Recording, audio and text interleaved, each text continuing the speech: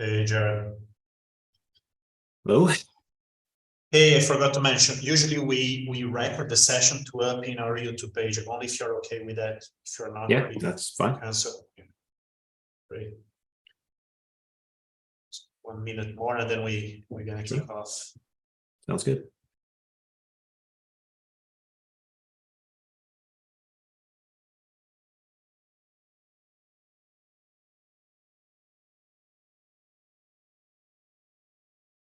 You wanna start sharing screen, Jared, just to see if everything is working fine? I can do that. How does that look? Let's see. All right, it's working fine. All right, 4 o'clock sharp. Let's start, Jared. Just to introduce you very quickly, we have Jared today from Chapman University talking about ideals, belief, science, industrial revolution. Is there religion in that as well, Jared? Not as much as normal. Not in this book. All right, let's see this textual analysis. Thank you very much on behalf of the department. 75 minutes, okay? Perfect. Thank you, Marcos. Yeah, thanks for being here, inviting me. This is great. So some people before, maybe hopefully next time in person, I can make the trip down or something. It'd be great to meet all of you. Yeah, this is the project I'll be presenting today. As Marcus hinted out a bit here, is not in the realm of what I normally do. I often work on religion, even though this is about culture. It's a very much a new project, both in terms of scope, but also methodology. And we are right in the midst of revising it. I've been presenting it around a few places, and this is actually one of the last places I plan on presenting it before we submit it. So this is, it's more or less at the optimal time for feedback.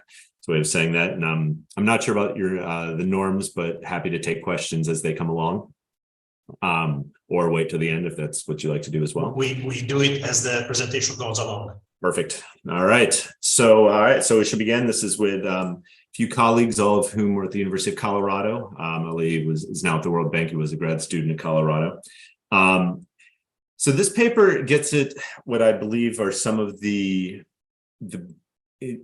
principle, some of the bigger questions that economists ask. Why are some parts of the world rich, some parts poor? Now, to be very clear, that's not the dependent variable in this paper, but what this paper is going to try to do is use some new techniques to help us understand and test some theories that are getting at this really big question. And one thing that has come about really in the last 15 to 20 years are that cultural norms. In cultural change, we should say, or lack thereof, might be an important determinant, at least why some parts of the world have either failed to or quickly caught up with the leading parts of the world. Now, we know that this has very deep roots. This has been a large part of what this literature has shown, going back centuries and centuries, if not even further. And there's been even more research recently. And again, this is all really in the last 10, 15 years. And I think that's partly due to new data sources becoming available, new econometric techniques becoming available that really allow us to test cultural theories that had kind of gone out of vogue for good reason for quite some time. But then if you look at something, like what Pomerantz called the Great Divergence, the quote unquote Western, really Northwestern Europe versus, he was concerned with China, but others have since looked at, say, the Middle East or South Asia or other parts of the world that at one point were ahead of Europe. There have been several theories put forth recently that look at culture as playing some role in that divergence. And, we do have to be careful what we mean by culture here. The way I'm thinking about it and the way I think most economists and certainly cultural anthropologists think about it is the way that those anthropologists do. Namely, it's, this mapping of, outside inputs into, in the way one does that in their brain. Essentially, you learn it as a child, you learn it from adults, you learn it from your parents, teachers, etc. This has been something that these cultural explanations have been applied not just to the broader divergence, but specifically to Britain. And that's what this paper is going to be about. Namely, when you ask the big question, why are some parts of the world rich and others are not, Britain has to be part of that answer because this is where industrialization first took off. It's really where the first modern economy was formed. And again, I'm talking about historical Britain here, not modern day Britain. So, we're thinking 18th century and into the 19th century. And one book in particular we'll be focusing on here, and this was the inspiration for this paper, is Joel Moyker's 2016 Culture of Growth. I came up with the idea for this paper soon after reading that book. I called my friend Murat, who's at the University of Colorado, co-author on this paper. We were working on a different paper on culture at the time. Said, these theories are testable. Let's think about how we might be able to do this. And 6 years later, here we are. As you'll see, this is not a project one can do overnight by any means. And in fact, with every little change that we make to the analysis, as we'll see in a second, it takes weeks, if not months, for some of the stuff to go through.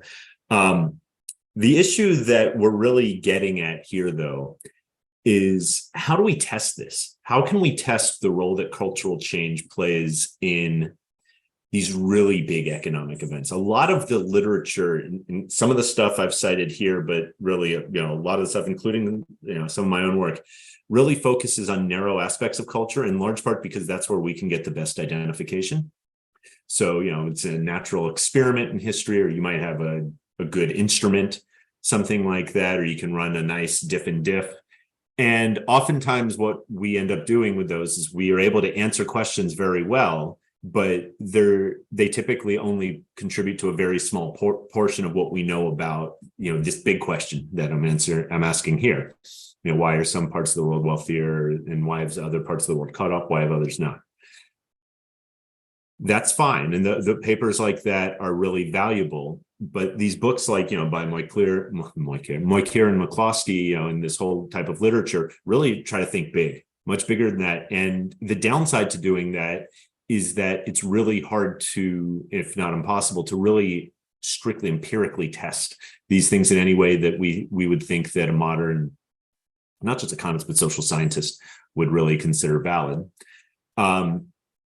So one thing that we thought when reading through, especially, and I'll explain Moyker's thesis in a couple slides here, but one thing that his thesis hinted at was that the way people think about things, the way that we can express culture, is often embedded in language, and the types of words we use, the types of words that are often used together.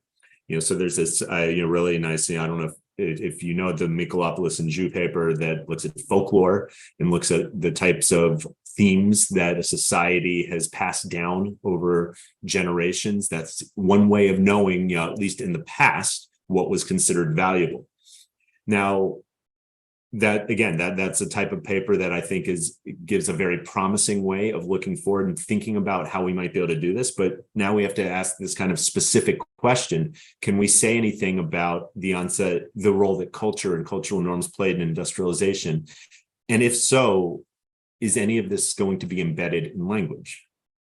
Now, language can tell us a lot of things, right? It's not, and we're going to try to get at something to do with industrialization here, but it's really much more than this. It's gender norms. So, this is probably one of the big ones that linguists and anthropologists have looked at in, the types of words that are used. How many words do you have to describe X? That's often a metric we'd use. Religious norms, what a big one, which somebody like McCloskey thought was important, is which occupations societies value. So she looks at, she gives the example of the ancient Romans and ancient Greeks. They were ones who did not value hard work, in a sense. They valued, in fact, what you were supposed to do when you became wealthy, if you were a proper Greek back in the day, would be to go find a villa somewhere, or an ancient Roman, you'd go find your villa.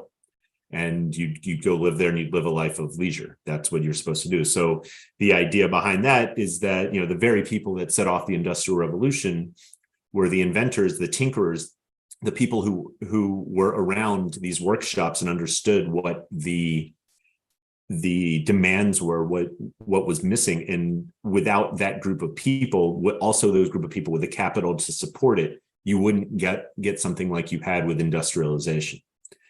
All right. So because of this, we can say, all right, cross-society comparisons, particularly when we're talking about societies that speak different languages or ethnic groups that have different languages, this means that language can be a very valuable tool for understanding the very deep roots of things that we don't have data for, right? We just don't have data for stuff that happened thousands of years ago on most things that we care about, but we can see kind of the remnants of the past in language. However, a problem with this approach is, okay, that's great, and there's certain types of questions that might help us address. But if we want to understand the role that culture or cultural norms, say, played in industrialization, we need to understand when these changes happened, right? Because if these norms, say in the English language, is what obviously we'll be talking about here since we're talking about Britain, if these norms or these changes in language emerged, prior to 1066, prior to William the Conqueror, when England was more or less in centuries of tribal warfare, that doesn't tell us much about why England, which is one of the big questions in economic history, and I would even argue in all of economics. However, if we see language changing in a way that we might think was conducive to economic development, say in the 16th, 17th, or early part of the 18th century, we might then be able to say, well, maybe these norms contributed to industrialization. And I want to repeat something I said a couple minutes ago to make clear, we're not looking at industrialization as a left-hand side variable here. All we are trying to do is say, in what ways were language changing in a way that we might think was conducive to industrialization? It's going to be really hard. I don't even know a way to kind of actually test whether this directly led to industrialization, but we'll get into that in a second. Because the timing of changing, as kind of noted here, is important for a lot of questions, including the one we're talking about here. When we're thinking about why some parts of the world are rich and others are not, this is something where there have been massive reversals of fortune. If you look at Western Europe in the year 1000, it would have hardly been, in terms of places in Eurasia, would have been one of the last places you would have expected the onset of modern growth to occur 700-800 years later. So, just comparing the deep roots of languages across societies, you can't really, you have to be able to say something about the timing. All right. And that's what we're going to attempt to do here. Now, if you're interested, as we are, in cultural changes that might have happened, say, since the 15th century, when the printing press, at least the movable type printing press, as it's known in the West, spread across Europe, you can look in books. And you can look in printed volumes, because that's something that, of course, we've been, as humanity has been accumulating for the last 500 plus years. And fortunately, and again, as we'll see in a second here, this is the type of project we're doing here is one that could not have been done 10 years ago, because a lot of the world's works have been digitized very recently. So we can now say something about the content of what people were writing, what people would have been reading. And again, this is something where most people, say in the year 1500 or even 1600, would not have been literate. Enough of the population was in a lot of these places, particularly the types of people that would have and ended up being responsible for industrialization, those kind of higher level tinkerers and artisans and people like that, typically by the 17th century, would have been literate, that we can get an idea for the type of things that they were reading. So this is what we try to do in this paper. So we're going to try, at least, and hopefully we'll succeed, to understand how the English language was changing, at least on certain dimensions that we think might have been, for reasons I'll go through in a second, might have been important for long-run growth throughout the period 1500 to 1900. So what we do is we use text analysis techniques, using incredibly large data sources for about 173,000 volumes. We have the entirety of each of these volumes. So this is, you might be able to imagine, just a massive amount of data that we have to, we've been using supercomputers on. It takes a very long time to run, even once. But what this allows us to do is to say something about how language was changing over time. Now, yeah, please. Can I ask a quick question? When you say when the language changed, it's in terms of the formal structure of the language, or like in the inception of slangs, or I'm not sure if it is even important. Yeah. So Yeah, it's a good question. We're going to be looking for certain types of words. And I'll explain in a second, but essentially it's going to be words to kind of preview where we're going with this. Moikir's theory is about this idea that the way people thought changed in the build up to industrialization, and it's particularly the way they thought about science and the way they thought about progress, and that science and could be used to better mankind, for the betterment of humanity. So it's words specific to that type of sentiment that we care about. I see. And one more thing, you were saying about volumes that were written between 1500 and 1900. Is there any selection in that? Because maybe I would say that people wouldn't even be literate at the time, and only those could read it's just scientific books or something like that.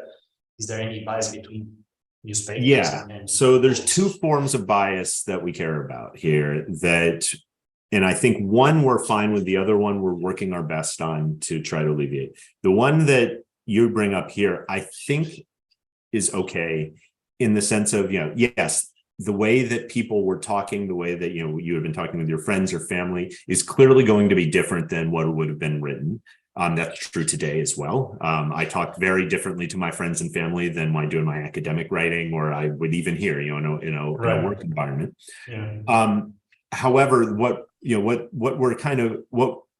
we're concerned with in this case is the way that kind of, in essentially what we'll call the elites, but not the elite of elite. So not necessarily the Newtons and the Descartes and the Leibnizes were talking with each other, but those people that would have been, say, the elite artisans, and that would have been reading in these manuals on how to do X, Y, and Z, because those were the people that we know were most responsible for Britain's takeoff.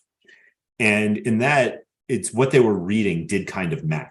So it is less what you're saying. Yeah. And this is an important point. Maybe the way I'm framing this is putting everyone in a slightly different headspace than I want them to be.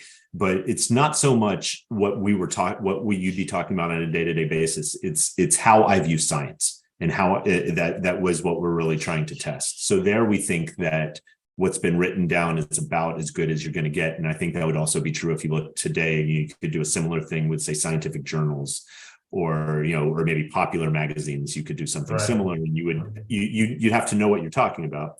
Now, the other source of bias, which I do want to bring up now, just because it's something that we're trying to address, which I'm not sure, as you see up here, there's 173,000 volumes. To be very clear, that is that's a fraction of it's a relatively small fraction of the total number of volumes that were printed in Britain in the English language between 1500 and 1900. These are the universe of volumes that have been digitized fully over this period. We have reason to believe that there is no source of systematic bias in these, except for survivor bias, which there's not much we can do, even though I don't think we have a great idea for which way the survivor bias would work. But yeah, all I can say is we're trying to run some tests, and we're working with the Hathi Trust, which is where we get our data to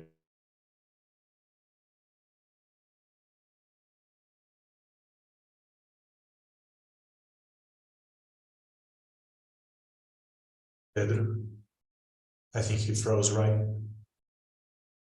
Let's wait.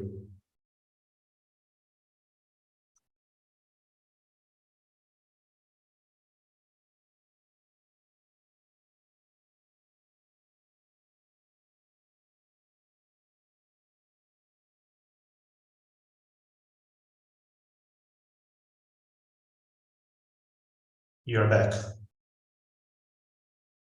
You're muted.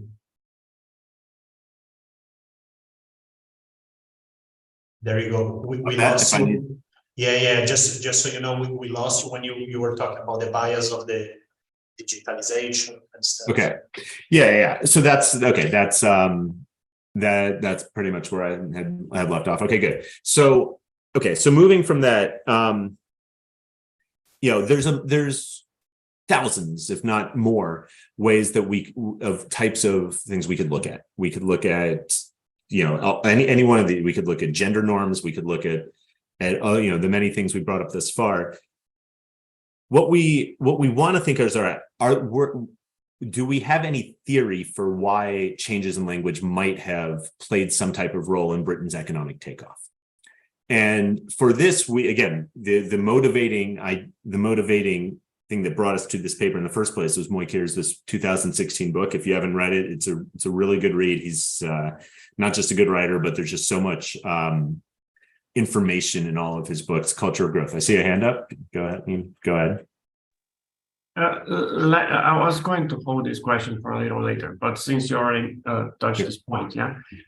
So digitalization is something that as soon as you mention it, it concerned me, but also not only digitalization, right? So you for you to have a book in your data, now you need it to be digitalized, but you need it to be written, of course, but you also need it to have survived until now, nah? Of course. And it might have some kind of like those ideas that the victors tell the tales, nah? So if you when you have the Industrial Revolution, the books that fit the ideas of the Industrial Revolution will be more cited, will be have more editions, will have be more famous, and this will make them last long, survive through time, and eventually appear in your data.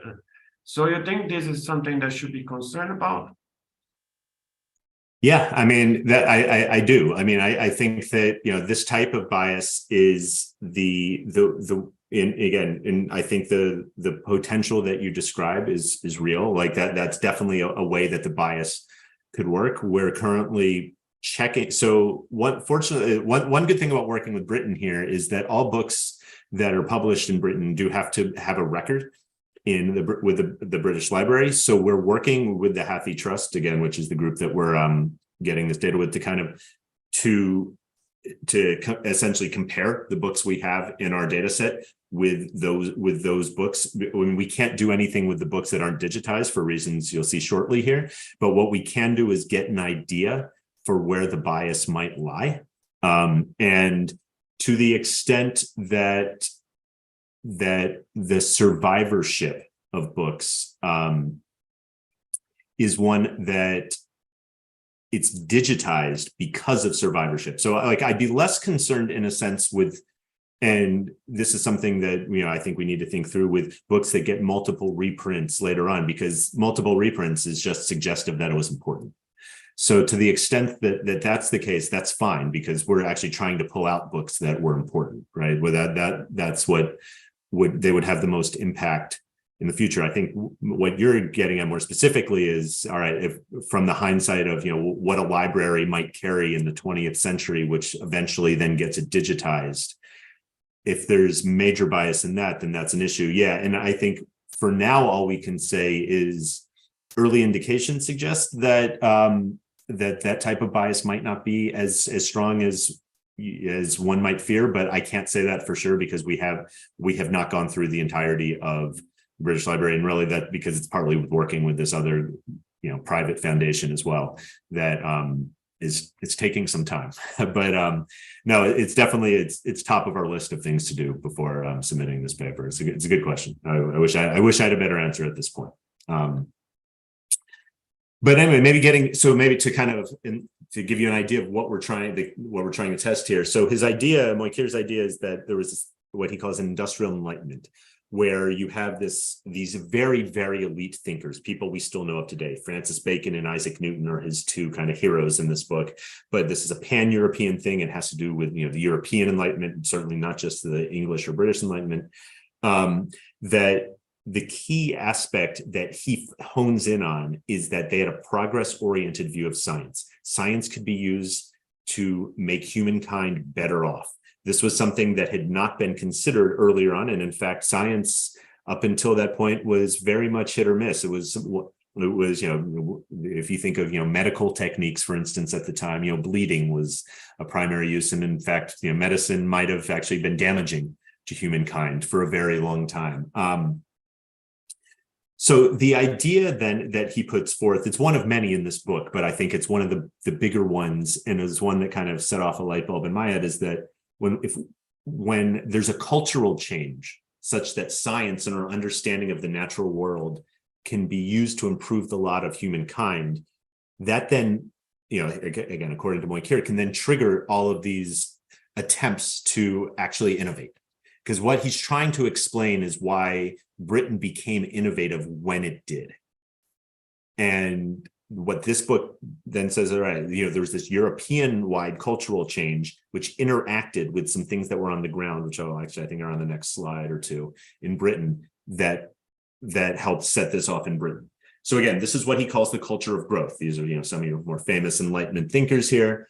It was supported by elite intellectuals. Again, we're talking about very, very elite here. These would be, your modern day, people at, these were people at top universities. These were the elite of the elite, that allowed for the free flow dissemination, new ideas across Europe. And then in other works, Moikir also has argued in the past that Britain had this abundance of skilled craftsmen and artisans. These types of ideas essentially flow down from the very elites to, these are still elite people, these still skilled craftsmen and artisans. They would be, your top 5% of income earners, the people that eventually actually end up being the people that are responsible for most of the innovations of, the late 18th century. But this is how he distinguishes Britain from the rest. This could have happened essentially anywhere in Europe that was involved in the Enlightenment ideas, but Britain had the kind of the capital and the human capital on the ground to make it work. All right. So in this book, as one does when writing such a book, Moikir is, for any of you who have read his stuff or even know him, he's just a brilliant guy, and he can overwhelm you with examples. And it is convincing, the quality, he gives a ton of qualitative evidence of these changes occurring. Yet there are two margins on which we think that this could be better, or this could be tested in a sense. And this is, again, was the motivation for the paper. So the evidence he invokes is what we would call the human capital elite, the very, very top people, again, your Newtons, the people that are still famous today. The Industrial Enlightenment, however, was advanced by people that are not famous today. They're the minor innovators, the people that might have made a small change that made a certain machine work a little better, much more efficiently, things like this. So how is the language aimed at and sometimes even produced by this population? Because this is, again, the population we end up caring about. So for the most part, we don't know what what was actually being read. And this gets at one of the questions Merler as well. There are scattershot records in libraries here and there, but what we're really concerned with is the supply of words and language at this point, not its demand, because this is what one question we can address. And the second thing, of course, qualitative information, when you're talking about hundreds of thousands of works over centuries, just, it's going to miss a lot. And and I don't think Moikir does this, but obviously it can be cherry picked to support a point. When you have nearly 200,000 observations, it's going to be a lot harder to cherry pick your results. That's what this paper does. So what we do is we use textual analysis again on all of the books that have been digitized, and we believe. So the Hathi Trust is an organization that has digitized these books, and pretty much, this is the set of books written in published in Britain, written in English between 1500 and 1900. One thing you'll notice as I start showing you some of the results is we actually don't have a lot of data points for the 16th century. A big reason for that is not only is there survivor bias, but a lot of the works in the 16th century are still being written in Latin.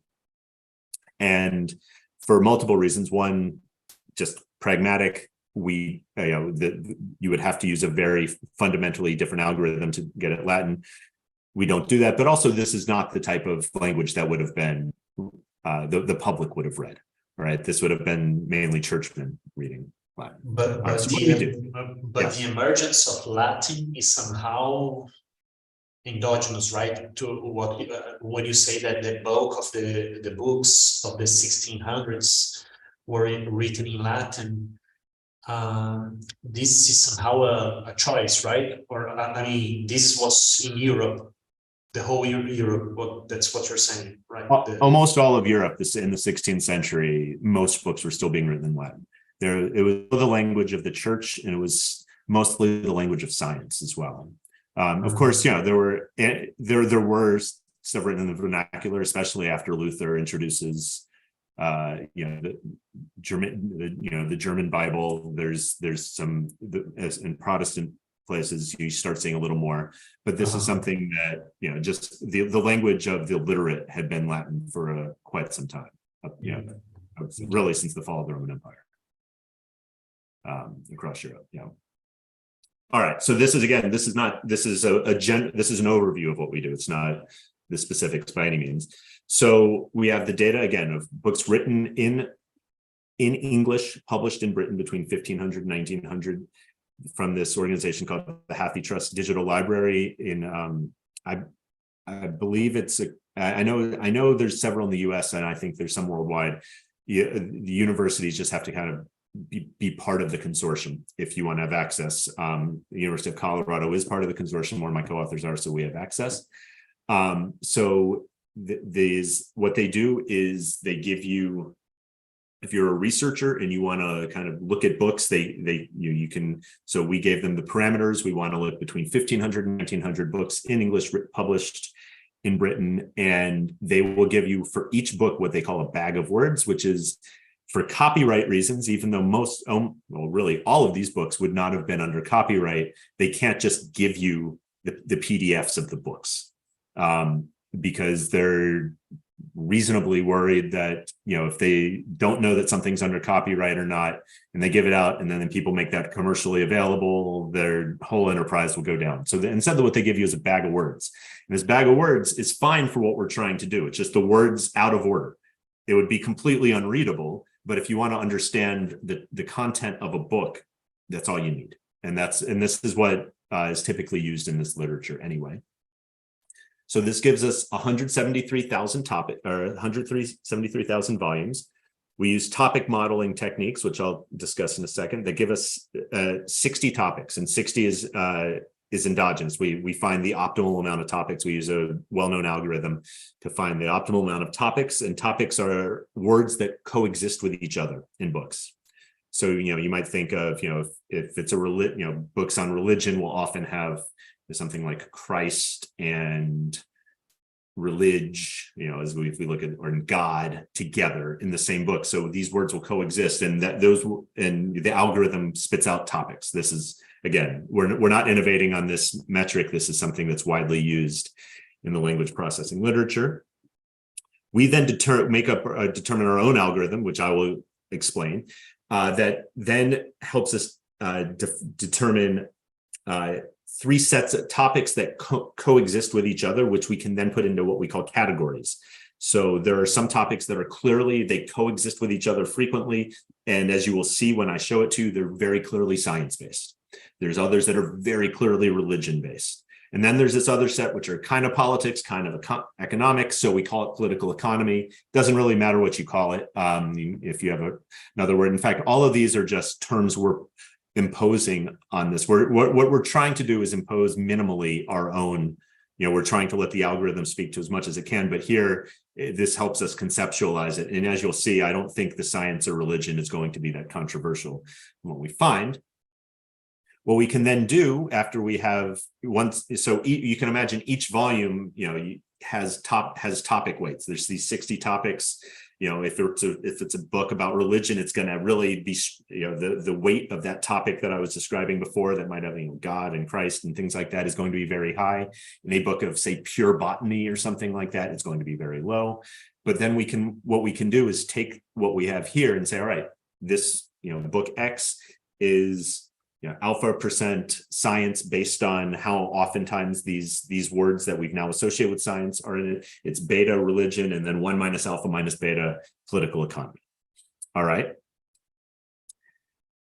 Because we're interested in the works on industrialization and understanding the content of books that were industrial, especially scientific books that were industrial, we can also give each book an industrial score.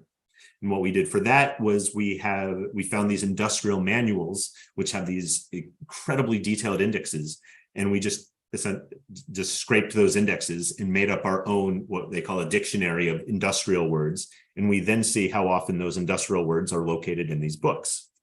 Finally, each volume receives a progress sentiment score. And this is kind of the key thing to test these theories. We derive them, we make up our own again, dictionary of words associated with progress. That's what we care about here. This is kind of the underlying idea, is that sentiment towards progress and how we think about progress was changing. But the reason we have to kind of separate the corpus of books into science, religion, political economy is, it's one thing to say, all right, the overall corpus of works in the English language was changing. Maybe it was becoming more progress oriented. Maybe it wasn't. But if we want to link this to industrialization, if we want to, especially the way Moikir is thinking about it, we need to know what types of books are changing their sentiment over time. And so we can kind of think about, all right, is it science books? Is it political economy books? So what we find are a few things. One is something we hadn't really thought about one way or the other, but it's worth pointing out. At some point in the 18th century, as Britain's beginning to industrialize, industrialization typically is dated to around the 1750s or 60s, the language of science becomes secularized. So in the early period, in the 16th century, and even really into the 17th century, there is almost no distinction between works of science and works of religion. And we kind of knew this. This is something historians of science know. The way that people wrote back in the 1500s and 1600s, even if you were doing something quote unquote science, a lot of the scientists were preachers. These were people that thought of science as telling you something divine. And so the language of science was really what we now think of as the language of religion. And our data definitely show this. However, beginning in the 18th century, you start to see these two things becoming extremely distinct. The language that we're describing as religion is almost, there's almost no overlap with the science of what we're thinking of, or the language of what we're thinking of as pure science. There is a shared language between science and political economy, and that's going to be very key for our findings. And there was also a shared, though different, language between religion and political economy. So that's one finding. Doesn't really have to do with these changes in sentiment, but it's just something that's certainly worth reporting.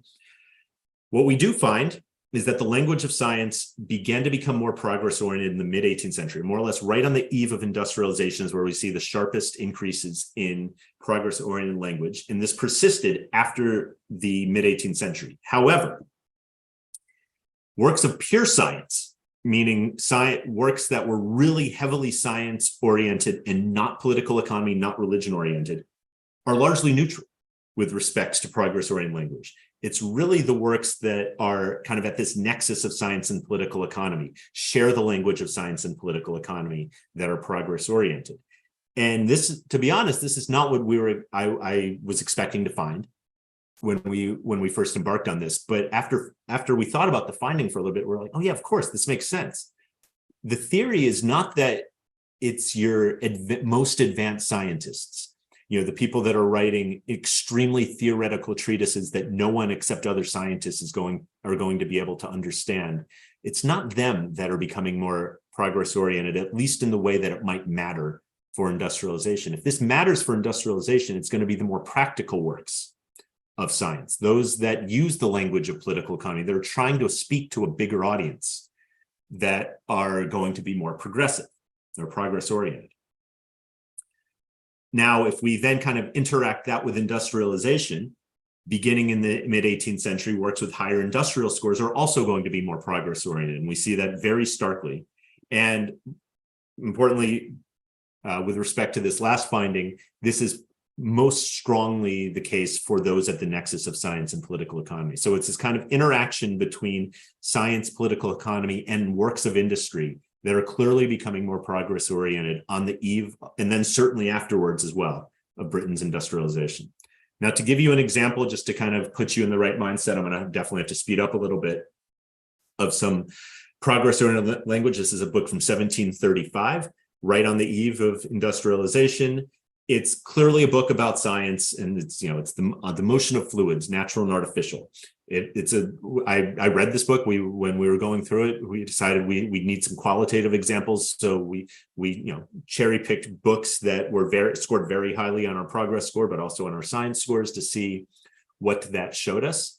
And so this book, it talks about hydrostatic principles, gravity, cohesion, things that, I think actually a lot of it have been overturned since, but it was clearly a book of science at the time. Now, two things about this book. first off, you can see this is the cover page. It's subtitled. Books were extremely long. Titles were extremely long, rather, in this period. I won't read everything to you, but I'll read what I've italicized here. Done with plainness and perspicuity, as that they might be understood by the unlearned. This is key because this is precisely the type of thing that we're talking about. This is a book that's at the intersection of science and political economy. He's writing for a broad audience. He's not writing this book to be read only by other scientists.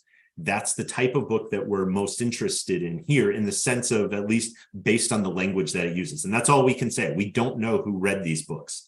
And I don't think we'll probably ever know, except with kind of some scattershot evidence on library holdings. That's about as good as we can do. Now, another thing from this book, as we're reading through it, and this is from the preface. Again, I'll just read this kind of last sentence. Which with proper encouragement might easily be introduced into societies and made of singular use and benefit to mankind.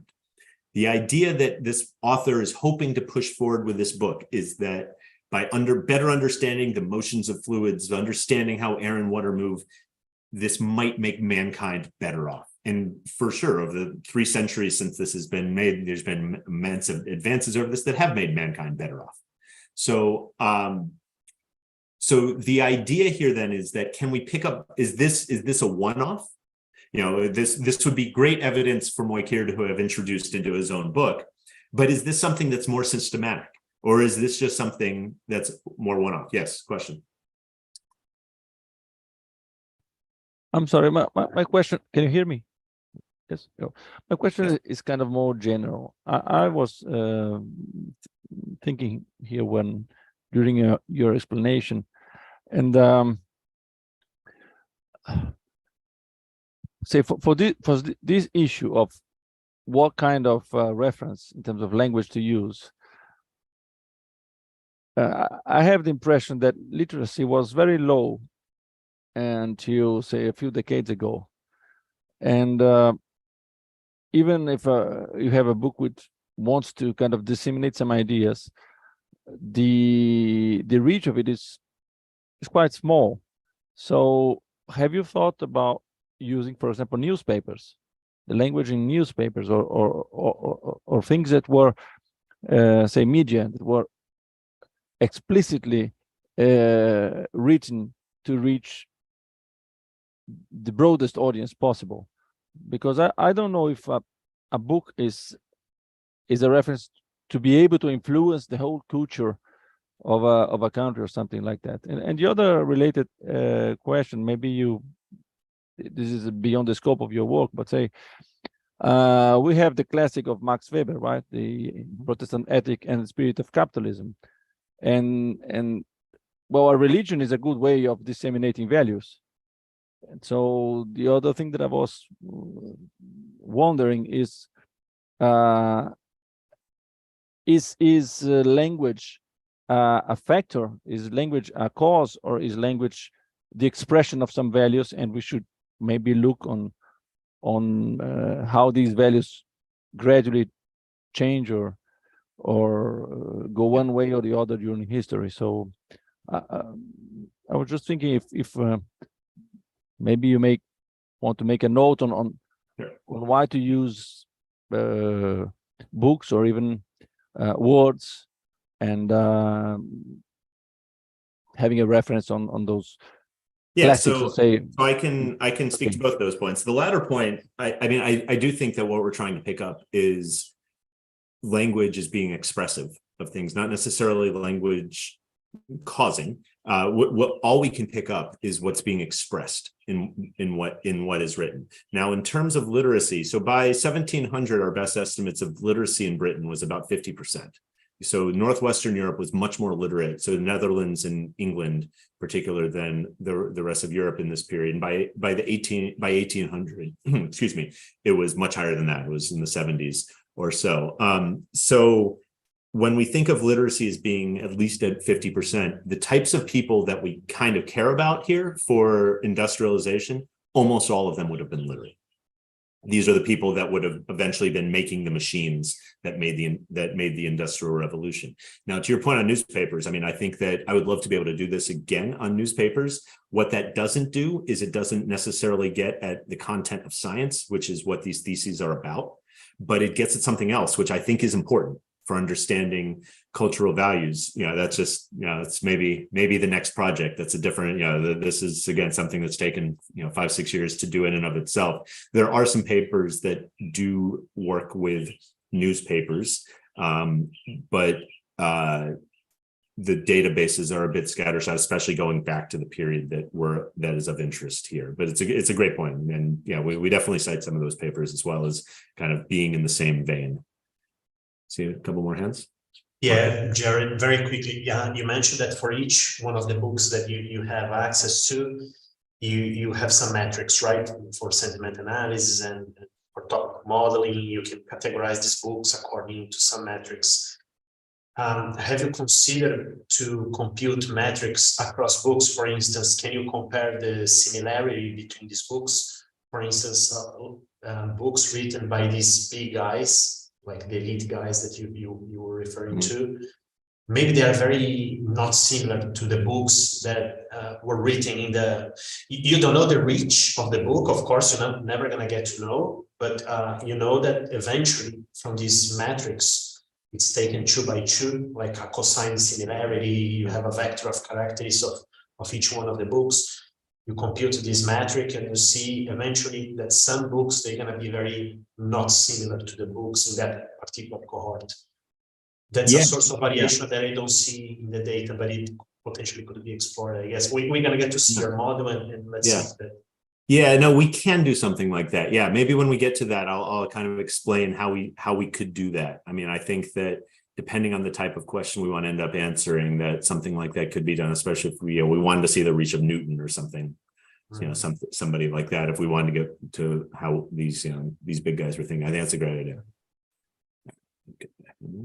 All right. So now I can get into what we did. So this is the data. This is, if you go into HappyTrust, it looks something like this. This is a book by Bacon that has been translated. Bacon did all his writing in Latin, but we have the translations as well. Again, it's 173,000 volumes that were published in Britain, written in English over this period. And each volume, again, as I noted, it's modeled, what we see as researchers as a bag of words. If you go on the HappyTrust, you can actually just read this book as it is on their website. As researchers, we just get, it's actually housed on their computers, which is yet another thing that, every time we want to do even a marginal change, it requires weeks, if not longer, to go through them and then update code. And if the code's even slightly wrong, because it's so much data. I mean, this 173,000, it's not that many, not that many observations. People work with bigger data, but remember, each observation is however many words are in the book. So it's 173,000 by hundreds of thousands. A lot of data. Just to give you an idea, again, so this is where you might say, all right, well, the data, there's going to be bias. Yeah, of course there's bias. The issue is trying to understand, and again, this is where we're in the process of doing this. So this is the total number of volumes. And again, this is volumes that we have in our data set because they were written in English. So you'll see in the 16th century, there just aren't many volumes written in English. We know that that's true based on other things, not outside of this data set. And also, there's also this issue of survivor bias. In order to be part of our data, the book had to survive. Clearly, the more recent the book is, the more likely it is to have survived. But we have more than enough data prior to industrialization to make some points. Again, with the major caveat that we need to do more to address bias.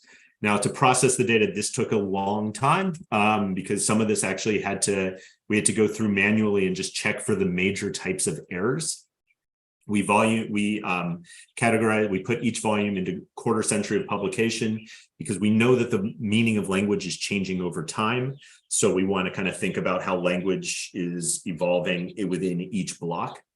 We had to clean the data. Then again, this probably took about the longest time. So if you look at old books, I can even show you it's in this one right here. You can see, for instance, you see with such plainness and perspicuity that those look like Fs. If you look in the middle there, so that's what is known as the long S correction until the type of scripts would always make that, but that means OCR read that as plainness instead of plainness. So we had to go through that. There's a lot of stop words that don't give you any information, like the and of and. You have to omit all those. We also, so the literature does this, you take out short words, less than 3 characters, because odds are that that's actually an error. And there's very few short words that actually give you any information anyway. And then we just use the literature. We try to use the literature as much as we can and only innovate on the margins that we think are the most important, to use what is known as a term frequency inverse document score. All this does is it boosts rankings of words that appear in one volume and not in others. So so you really get an idea of what that volume's about. Because there's some words that are just ubiquitous across the English language that are going to be used in almost every book. And that doesn't really tell you much about what the book is. So there's a way of doing this. We do that. That's, I think, unless you want to get into specifics of that, that's just how we view each word within each book. And that's just, again, what the data often does. So there's this allocation algorithm, the Leighton-Dirichlet allocation. What this does is, and this again, is something that we did not invent. It's used in topic modeling to try to reduce the corpus, not just, so prior to this, you have D volumes, as we're using D here, times, however many words are in each volume. It's an enormous amount of data. What this allocation algorithm does is it reduces it to, you still have D volumes, 173,000 volumes in our case, but timed by 60 topics. So each volume has a topic. And what it does is it looks at words that go together and are often found together in books. So I've given you the examples of the first 4 topics, and the numbers don't matter here. They're kind of randomly assigned. But one thing if you look at topic 4, very, very clearly a religion topic. Right? I don't think anyone would dispute that. It's church, Christian, Christ, bishop, holy, Paul, doctrine. These are all words that are frequently found together. Throughout the corpus, we have 60 of these. I'm not going to show them all here. That would strain your eyes. We are also in the process, and this is something that is probably going to take all summer because we have to make sure we have it right before pushing compute, because once we push compute, it will take weeks to do. We're also going to retrain the algorithm on data from just the pre-industrial period, because one big issue that we knew from the beginning and then has come up as we presented it is that if you go back and look at this, if you're training it on the entirety of the data, you're mainly training it on the 19th century, right? Because that's when most of the data come from. So if there are certain types of words that were used mainly in the 19th century that were either rarely or never used in the pre-industrial period, it's just going to bias your results towards finding something later on or finding something that is in the language used later on. So that's all we're trying to do with this. We're going to do everything exactly the same as going forward, except getting our 60. It actually won't be 60 topics. It'll that it's endogenous, that 60, but we're going to find our topics based on those data. Now, the goal then is to find categories of topics that have, on the one hand, really high relative importance. They're found in a lot of books, and we have the data to know how frequently they're found, but are also distinct from each other. So that in that topic 4 I showed you before, which is clearly religion, we want to think about what type of books does that topic show up in versus other ones that are rarely ever seen with topic 4.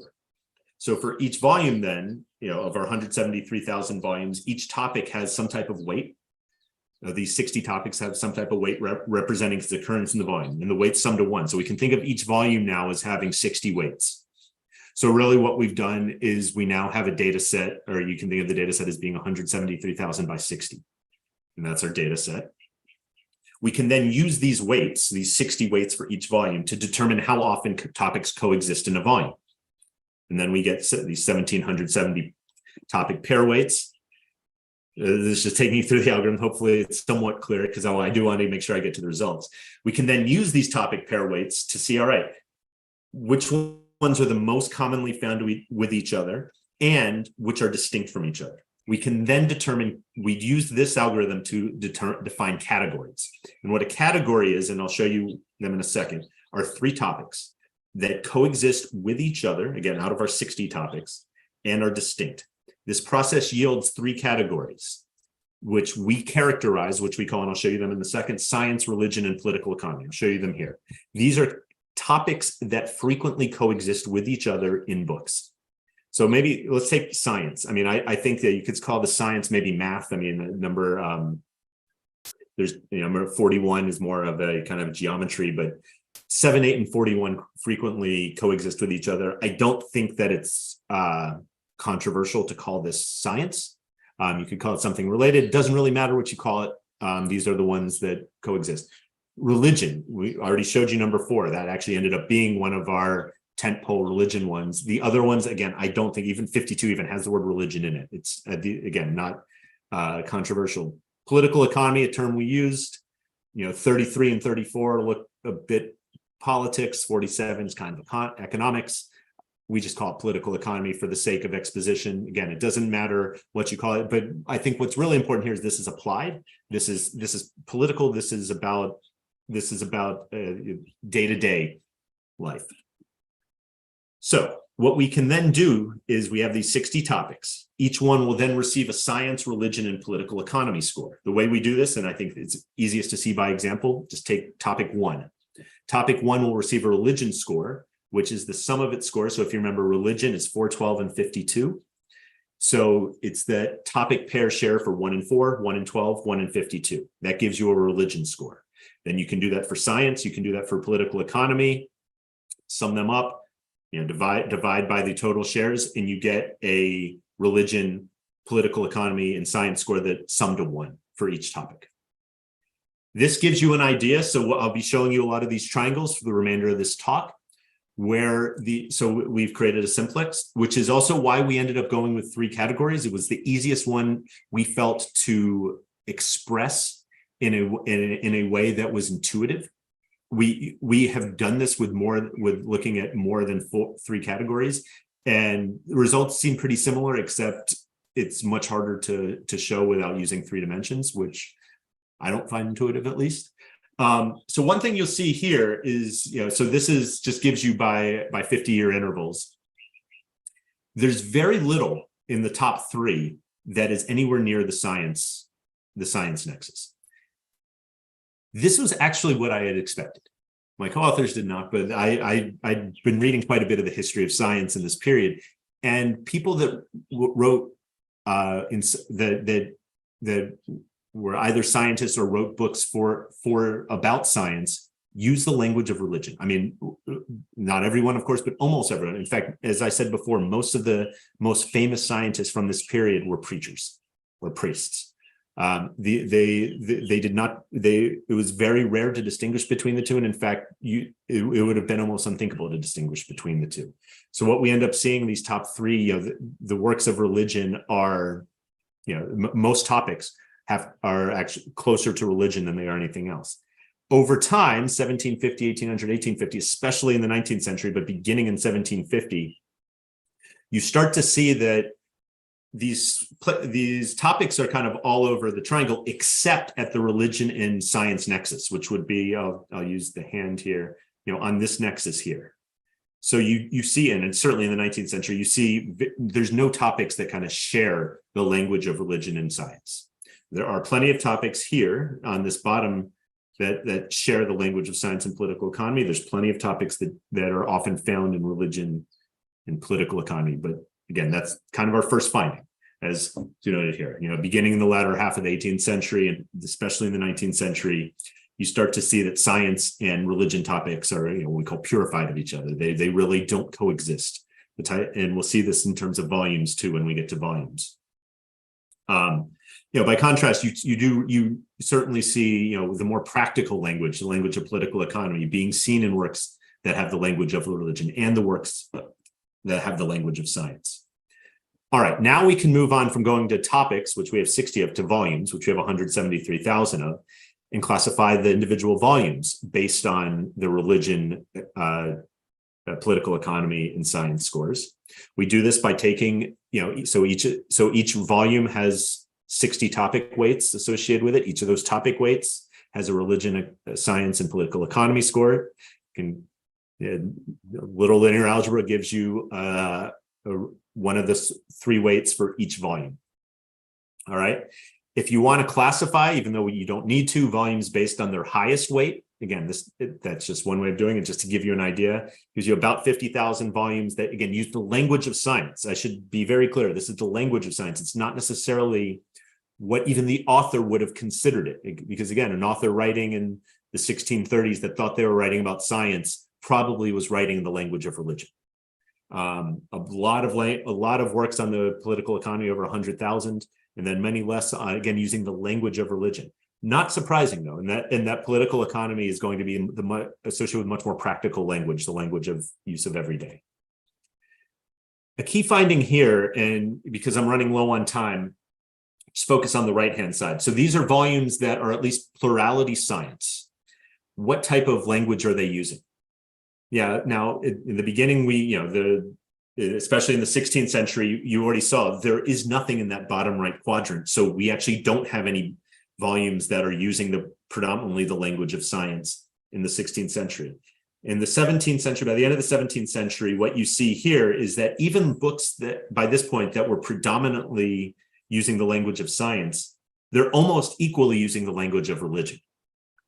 In the course, even in beginning right around industrialization, you start to see a bifurcation where books that are predominantly about science are using the language of science and not the language of religion. They're still using the language of political economy a bit. They're using some of those words, but it's really they're becoming their own thing. All right. So we can so that's that. The real advance here, though, that we're trying and what we're trying to test here is not what books were science, what books were religion. That's just one finding that we reported because we found it. But what we're really trying to do is say, all right, if changes in culture mattered for Britain's industrialization, at least in the way Moikir thinks, or maybe not, those books of science should have become more progress-oriented. We can test this by looking at how sentiment changed, particularly sentiment related to progress. So this isn't just about being happy, or it's not how we think about necessarily sentiment when you see sentiment analyses done today. It's particularly the type of sentiment related to progress. All right, so how do we do this? So we employ dictionary techniques. This is something that the natural language processing literature uses. And what we do in there is we create our own dictionary of progress-oriented words. We have several ways that we did this, and we've created different dictionaries. All of them give very, very similar results. The one we're going to use for this is we take from the source, different for progress, progression, progressive. What are different words that are used? We have to exclude some types of words. There are some types of words that have a double meaning. So we had to exclude, say, the word positive, because positive is the type of word we're interested in, because it does have to do with progress, but it also is a mathematical term. It's also a chemistry term. So by including that and saying that's indicative of progress-oriented sentiment, you're biasing it in favor of your result that you're going to see that in science. So we had to remove words like that. We also only include words that, according to the Oxford English Dictionary, were in use prior to 1643. The Oxford English Dictionary kind of very nicely gives you the earliest known use of each word. It's kind of an arbitrary year. It's the year of Newton's birth. Newton's kind of the hero of the book that this is based on. We just wanted to make sure that these words were all old enough that they would pick up, that they could possibly have been used prior to industrialization. We also created a different dictionary using an actual dictionary from the 17th century and looking at what words were in the definition for progress and progression, in at least in the definitions that are the ones that we care about, and then use the words used in those definitions, looked at those definitions, and iterated this process till we came up with a bank of words. We did that. I don't actually have the results in these slides. They're in an appendix in the paper. Look very, very similar. And then from this, you use these words that you put in your dictionary you make, and you look for how often they show up, and what percentage of each book are they. So you take the total amount, the total count of all of those words that are in your dictionary. How often are they in a book? Divide by the total number of words in a book, and you get some some level of sentiment. All right. So this then, as at the volume level, not the topic level, gives you the overall sentiment for how progress-oriented are books. As you can see, in the beginning in the 1600 one, 1650, again, none of these books are science. None of the, that's just because the language was not what we think of as science was not being used at that time. The other thing to see, and by far the main thing to see, so the more purple you are, the lower the progress-oriented sentiment. The more yellow you are, the lighter the color, the higher the sentiment. Is that, in the 17th century and even into the early 18th century, you don't see a ton of progress-oriented sentiment. Where you start to see it is in the period building up, and we run regressions too, which are just more accounting exercises to see when the kind of the predicted values of sentiment start to go up and for what type of books. And what we end up finding there, and I'm only going to show you these figures here, is that it's going to be the bottom part of this. So it's right here. It's at the bottom part here. It's at that kind of intersection between political economy and science. And it's actually even leans towards political economy, but it's not all works of political economy. Those works at the intersection of political economy and religion are much less progress-oriented. So the two things to take away from this, first off, as with topics, almost by construction here, the volumes show purification. You certainly see, if you go back here, there's almost no volumes that are using the pure language of religion and the pure language of science, but not that of political economy. More importantly, volumes published along that political economy science axis are the ones that are becoming increasingly progress-oriented over time. It's at that intersection. It's not the books of pure science. It's not as you go towards the science nexus.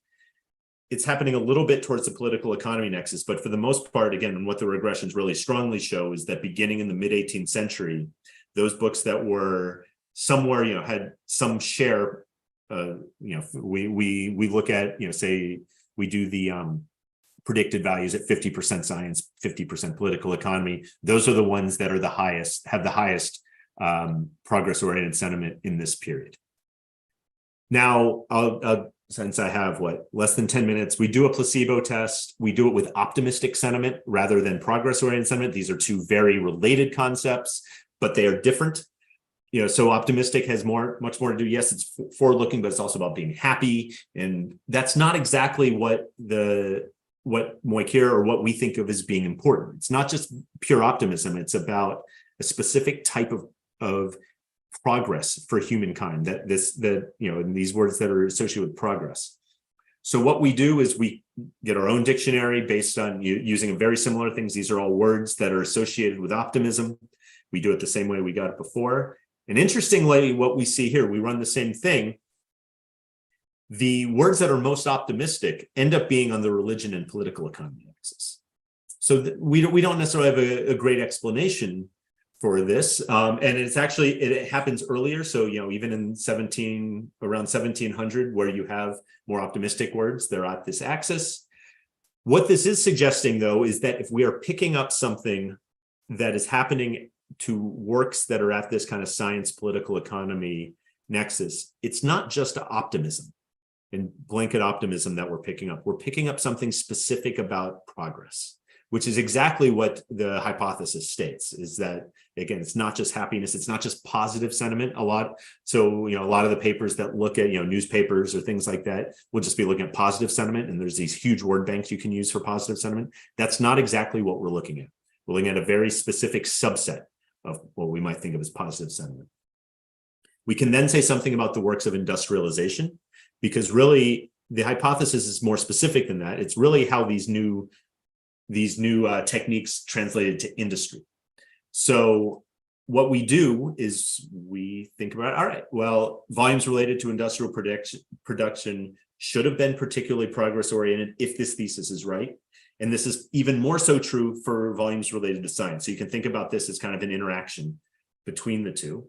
So what we do is, as we've done before, we derive an industrial dictionary. To do this, we found these handbooks, which, as I mentioned at the beginning, have these huge indexes that give you all of these, industrial words, and more or less the types of words that you might think of as being associated with industry are in here.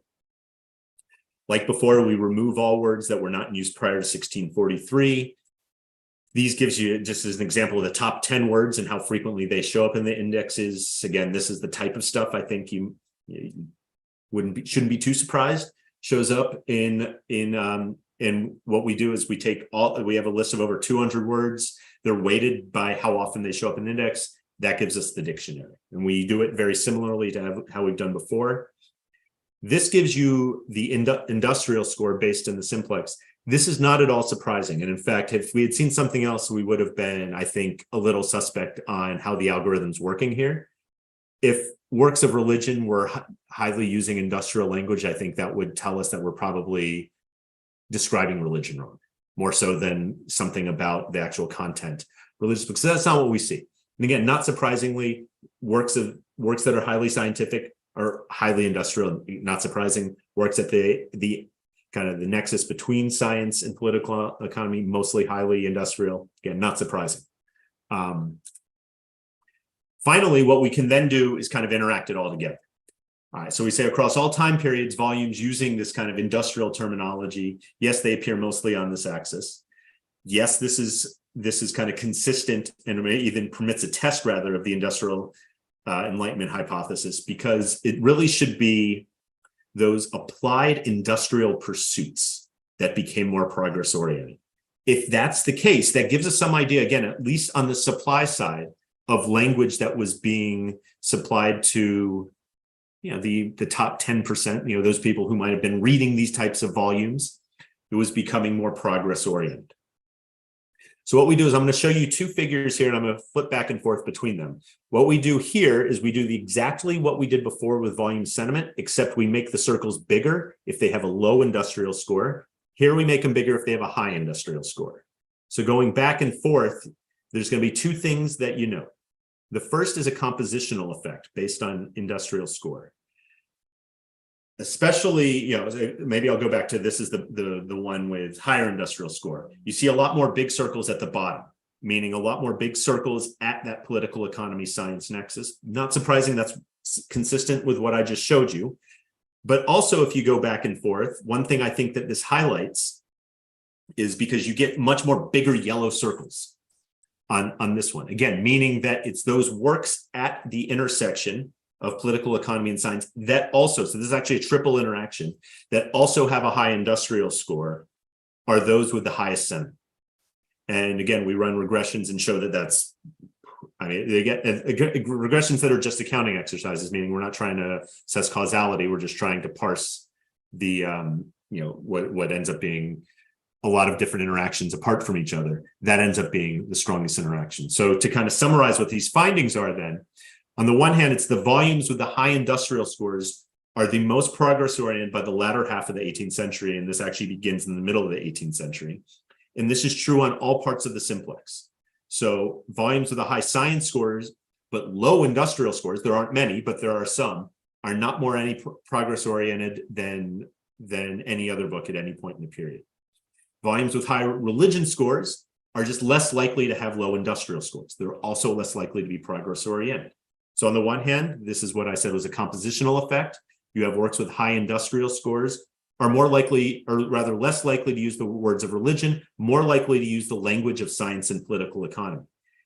In combination with what we've already found, this suggests then that beginning in the latter half of the 18th century, there was a marked increase in progress-oriented language in volumes at that science and political economy nexus. And in large part, this was at least associated. I don't want to say because we can't make a causal statement here, but it's certainly associated with a rise in industrial language at this nexus in this period.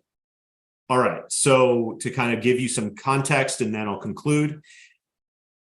This hypothesis suggests that those were works related to industry were becoming more progressive on the eve of the Industrial Revolution and then really start strongly after industrialization set in. It's those practical works, though, again, it's not the works of pure science that were key to what McKeer calls the industrial alignment and really key to what our findings are. It's not just the pure science works. In fact, those pure science works are typically not that progress oriented. It's those that were at this nexus that also had high industrial scores. The timing of the finding is a little later than the one proposed by Moicure. Moicure was mainly focusing on the Enlightenment. He was focusing on the 17th century. Newton worked in the 17th century. What I think one interpretation of our findings, even though we certainly can, this is just a possible interpretation, is that what Moicure was talking about, and he looks at the Republic of Letters and things like this, is what was going on in the extremely elite, extremely high human capital circles, your Newtons, your famous scientists. Eventually, and it might take a century, it definitely takes a generation or two, this type of language, this way of thinking spreads to the rest of the population. And that's eventually what we pick up here. And really, that's what matters for industrialization. And certainly the way it happened, the way it did. So finally, I've kind of already said this, and I think I'll end then on future work. When I originally proposed this to Murat, I thought this could be something where, maybe we'll do the same thing for Spanish. Maybe we'll do the same thing for Dutch. This might give us different predictions based on different languages, given what we know what happened in the early modern period. It's taken us 6 years to do this, so I'm not sure if maybe we'll leave that for somebody else to do. But I think that this is the type of thing, when we think about what might have been going on, if we really want to make a bigger statement, we do need to think about what was going on in other languages and in other places outside of Britain.